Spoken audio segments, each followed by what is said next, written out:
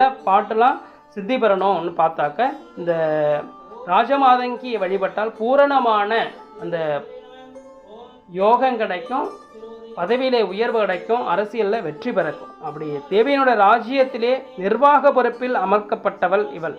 அப்படி தேவி எங்கே இருக்கின்றாலோ அங்கே முழுமையாக வெற்றி தான், அவள் தோல்வியே கிடையாது. தேவியினுடைய பரிவாரத்தில் தேவியினுடைய அடுத்த ஸ்தானம் இவளுக்கு இருக்கிறது ராஜசியாமலாவுக்கு. அரசியலில் பிற அறியாத வண்ணம் இந்த அரசருக்கும் இந்த மந்திரிகளுக்கும் சில ஆலோசனைகள் நடக்கும். அப்படி ஏன் இந்த ஆலோசனைனாக்கா ஒரு செயல் அரசன் ஒரு செயல் செய்யணும், நாட்டுக்காக ஒரு செயல் செய்யணும்னாக்க அதை என்ன பண்ணுவாங்கன்னாக்கா மந்திரி கிட்ட ஒரு ஆலோசனை செய்வாங்க.